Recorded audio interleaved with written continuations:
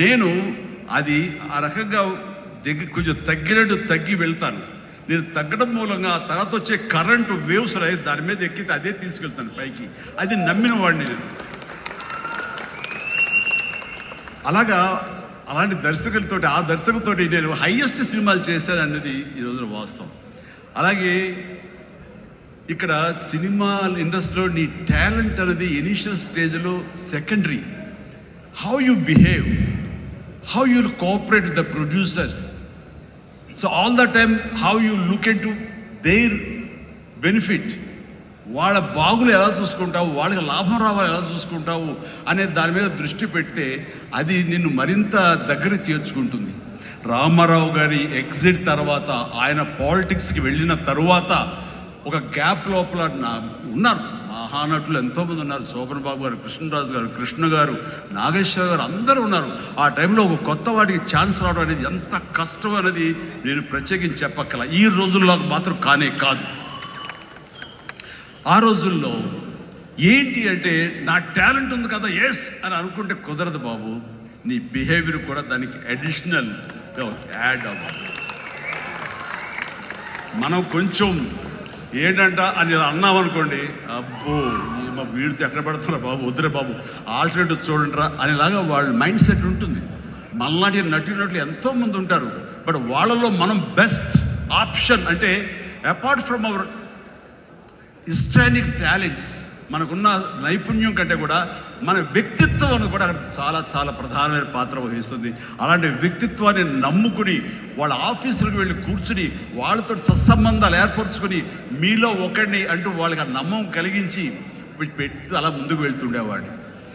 ఎలాగ ఎవాల్వ్ అయ్యాను అంటే, నన్ను ఇండస్ట్రీ నాకు చేయూతనిచ్చి ఇండస్ట్రీ నన్ను పైకి ఎదిగేలా చేసింది అనే దానికంటే నన్ను ప్రేక్షకులు ఫస్ట్ వాళ్ళను గుర్తించారు.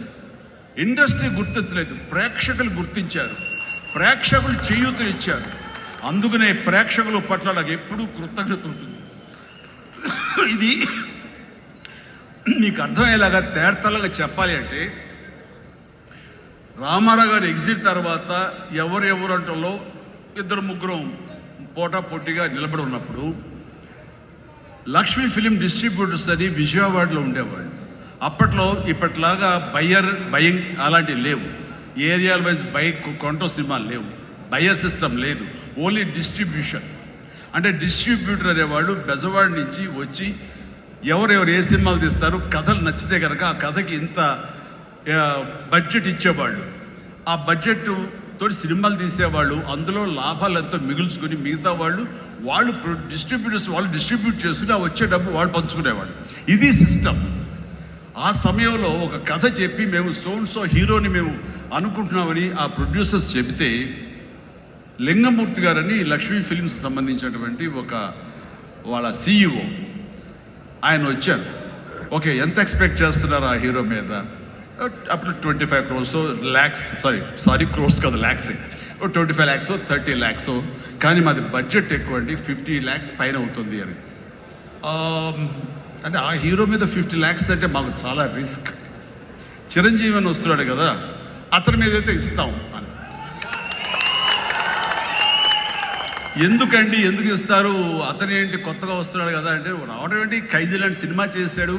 ఆ ఖైదీలో అతని డ్యాన్సులకి ఫైట్లకి ఎక్స్ట్రాగా జనం విపరీతమైనటువంటి రెస్పాన్స్ ఉంది. మేము జనంలో ఉంటాం, బెజవాడలో ఉంటాం, మిగతా ఊళ్ళ నుంచి ఫీడ్బ్యాక్ తీసుకుంటాం, మాకు తెలుసు అతని పొటెన్షియాలిటీ అంటే. చెన్నైలో ఉండేవాళ్ళు, మెడ్రాస్లో ఉండేవాళ్ళు కొంచెం సంశయిస్తూ వచ్చారు.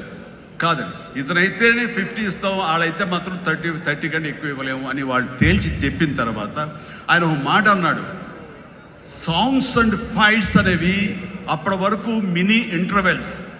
స్మోక్ చేసేవాళ్ళు కానీ, లేకపోతే బాత్రూమ్ వెళ్ళేవాళ్ళు కానీ, లేకపోతే రిఫ్రెష్మెంట్స్ కోసం బయటికి టీ తాగడం వెళ్ళేవాళ్ళకి సాంగ్ రాగానే వాళ్ళు బయటికి వెళ్ళిపోయేవాళ్ళు. ఫైట్స్ అనగానే కొంచెం అసహనంగా ఉండి బయటికి వెళ్ళిపోయేవాళ్ళు. ఎందుకంటే అది డూప్ చేస్తున్నాడు రా, మధ్యలో క్లోజప్స్లో హీరో తప్ప, అండ్ సాంగ్స్లో ఏంటరా అది, అలా ఉండేది కామెంట్స్. ఆయన చెప్పిన మాటలు ఇవి, నా మాటలు కాదు. ఆయన అన్నారు, కానీ అదే ఈ అబ్బాయి సాంగ్స్ అయితే కనుక ప్రొజెక్టర్ ఆపి మళ్ళీ రిపీట్ తోటి మళ్ళీ వేయండి అని అనిపించుకుంటున్నారు. ఇది మాకు కావాలి, ఇది మాకు డబ్బులు తెచ్చిపెట్టేది. కాబట్టి ఈ అబ్బాయి అయితే కనుక ఇంత ఇస్తాము అని తేల్చుకోనంటే అప్పుడు వీళ్ళందరూ తప్పనిసరి, అంటే ప్రజలు కోరుకుంటున్నారు కాబట్టి, డిస్ట్రిబ్యూటర్స్ ఇన్సిస్ట్ చేస్తున్నారు కాబట్టి నాకు ప్రొడ్యూసర్ అప్పుడు నా వైపు చూశారు. అది పోయి ఏమైందంటే రామారావు గారి తర్వాత రామారావు గారి ప్రొడ్యూసర్లు ఎవరున్నారో అంతమంది ప్రొడ్యూసర్, దేవిప్రసాద్ గారు, చలసాని గోపి గారు, త్రివిక్రమ్ గారు అండ్ వాట్ నాట్, ఏడు నాగేశ్వరరావు గారు, ఇలాంటి నిష్ణాతులైన ప్రొడ్యూసర్లు అందరూ ప్రతిరోజు నా షూటింగ్లు ఎక్కడ జరుగుతున్నా, ఎవరితో జరుగుతున్నా, ఏ ప్రొడక్షన్ జరుగుతున్నా సరే వచ్చి నా దగ్గర కూర్చుని వాళ్ళందరూ కలిపి ఈవినింగ్ స్నాక్స్ తింటూ ఉండేవారు. అప్పుడు అనేది ఇది కదా నా బలం, ఇది కదా నేను సాధించుకున్నాను. రామారావు గారి ప్రొడ్యూసర్లు తిరిగి నాతో సినిమాలు తీస్తుంటే అది ఎనలేని బలం. నెంబర్ 1 హీరో అవ్వాలని అనుకున్న నాకు ఆ క్షణం అనిపించింది ఎస్ అయ్యానని. ఒకసారి కాలర్ ఎగిరేస్తే ఏమవుతుందో కూడా నాకు తెలుసు. అందుకనే అణిగిమణిగే ఉండాలి, ఎప్పుడు సబ్జ్యూడ్గానే ఉండాలి. నెంబర్ 1 అనేది నా మైండ్లో ఎప్పుడు పెట్టుకునేవాడు. కాన్స్ట్రేట్ కష్టపడి పని చేయటమే, పని చేస్తే ఆటోమేటిక్గా ఆ నెంబర్ అట్లాగే ఉంటుంది తప్ప ఎక్కడికి పోదు. అదే నమ్మకంతో తప్ప నేను నెంబర్ 1 చెప్పుకుంటే అది నాతో నిలబడుతుందన్న నమ్మకం లేదు. మనం కష్టపడి అలాగే అదే విధంగా ముందుకు సాగుతూ ఉంటే కనుక ఆటోమేటిక్గా వస్తుంది.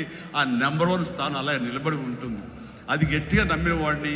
ఇది ఎవరు చెప్పింది కాదు, నా అంతరాత్మ నాకు చెప్పింది కాబట్టి దాంతో ఫాలో అవుతూ వచ్చేవాడిని.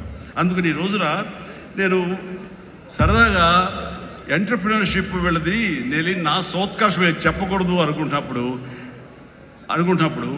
నేను ఏం పాయింట్ చెప్పాలని ఊరికి నేను గూగుల్ చేసేవేళ చేస్తే the key principles to become an entrepreneur, identify your passion. NCC తర్వాత నిర్దిష్టంగా నా ప్యాషన్ ఏంటో నాకు తెలిసి వచ్చింది. Acting and take calculated risk. నానన్నారు ఈ సినిమా ఇండస్ట్రీలో ఎవరికి తెలియదు, నువ్వు వెళుతున్నావు, అది రిస్క్ కదరా, మరి అక్కడ ఎవరు రాణించకపోతే ఏం చేస్తారు?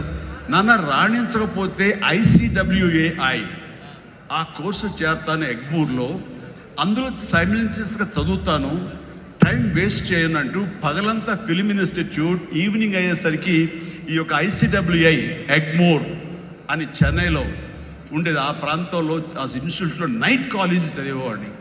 ఒక 6 months అయిన తర్వాత చాలా కష్టమైపోయేది. నైట్ నిద్ర లేకుండా, పగలేమో ఈ ఫిలిం ఇన్స్టిట్యూట్లో నేను అనుకున్నది చేయలేక నెమ్మదిగా నా ఇంట్రెస్ట్ స్ట్రెంగ్తన్ అవుతుంది, నాలో బలమైనటువంటి నమ్మకం ఏర్పడుతుంది, ఖచ్చితంగా రాణించగలన్న బలంతో వేసారంటే దీన్ని తెలియకుండా నేను వదిలేశాను. అది అలాగా. సో ఆ రిస్క్ తీసుకున్నాను నేను చెన్నై వెళ్ళి. Set clear achievable goals. Yes నాకున్న టాలెంట్ డ్యాన్స్ అచీవ్ చేయగలను, నాకు టాలెంట్ ఒరిజినల్ ఫైట్స్ చేయగలను. Yes I can do that. Performance ఇవ్వగలను. ఆ ఇవ్వడంలో పాటు ఒకే మాస్ అంటే ఎప్పటికైనా బోరు కొడుతుంది. అలా కాదు, అంటే డిఫరెంట్ డైరెక్టర్స్ నమ్ముకున్నాను నేను, డిఫరెంట్ కథలు నమ్ముకున్నాను. ఒక పక్క నుంచి ఖైదీ సినిమా చేస్తే మరో పక్క నుంచి నేను మంత్రి గారి వియ్యంకుడు సినిమా చేస్తాను. College students, young lad, love subject చేశాను. రెండు కలిపి ఒక వారంలో రిలీజ్ అయింది. మీరు కావాలని గతంలోకి వెళ్ళి ఆ ఖైదీ రిలీజ్, నెక్స్ట్ మంత్రి గారి వియ్యంకుడు చూడండి. 1 week. రెండు, ఒకటి సూపర్ డూపర్ ఫినామినల్ హిట్, ఒకటి సూపర్ హిట్ అయింది మంత్రి గారి వియ్యంకుడు. ఆ తర్వాత శుభలేఖ, ఒక డిగ్నిటీ ఆఫ్ ల్యాబ్, మన మహానుభావుడు విశ్వనాథ్ గారి డైరెక్షన్లో సినిమా చేశాను. ఆ తర్వాత ఇదే కాదు, చిన్నపిల్లల్ని అలరించేలాగా, ఇందులో చాలామంది చిన్నప్పుడు చూస్తుంటారు చంటి అబ్బాయి. ఆ సినిమా ఆ చేసిన ఆ ఫార్స్ కానివ్వండి, ఆ స్లాప్స్కి కామెడీ కానివ్వండి, ఇప్పటికీ చాలామంది చెప్తుంటారు. వాళ్ళందరూ IAS ఆఫీసులో వాళ్ళు పెద్దవాళ్ళు అయ్యారు, వాళ్ళందరూ అయినా సరే చెప్తుంటారు. అదొకటి. ఇట్లాగా వైవిధ్యమైనటువంటి క్యారెక్టర్స్, స్వయం కృషి కానివ్వండి, యాక్షన్ సినిమాలు కానివ్వండి, రాఘవేంద్రరావు గారి గ్లామర్ క్యారెక్టర్స్ కానివ్వండి, కోదండరావు రెడ్డితో చేసిన కామెడీ కమర్షియల్ సినిమాలు కానివ్వండి, గోపాల్తో చేసినటువంటి ఫ్యాక్షన్ సినిమాలు కానివ్వండి, అట్లాగా 1-2 అలాగా మన ఇది మన మా బావగారు భావన లాంటి సబ్జెక్టులు కానీ, ఒకటే ఇలా ఇంద్ర ఇలాంటి సబ్జెక్టులు అందరూ చూస్తుంటే కనుక నాకు అనిపించింది అన్ని రకాలుగా నాకు ఉన్నటువంటి టాలెంట్స్ని అన్ని పక్కలే వ్యాపింప చేశాను. అంటే అంతమంది ప్రేక్షకుల్ని ఈ రోజున మహిళా ప్రేక్షకులు వచ్చి ఆప్తుల్లాగా వచ్చి నన్ను ప్రేమించిన లేడీసే కాదు, యంగ్స్టర్సే కాదు, పసిపిల్లలే కాదు, పెద్దవాళ్ళే కాదు, ధనికులే కాదు, ప్రతి ఒక్కళ్ళు క్లాస్ మాస్ వాళ్ళు వీళ్ళందరూ ఇంతమంది ప్రేమించారు కాబట్టి ఈ రోజున ఇంతమంది నేను ఆస్తిగా చేసుకున్నాను, ఇంతమంది ప్రేమ పొందే అదృష్టం ఆ భగవంతుడు కల్పించగలిగాడు. ఎందుకంటే నేను లిమిటేషన్స్ పెట్టుకోలేదు. ఆ రకంగా అది నాకు ఎంతో హెల్ప్ అయింది. అలాగా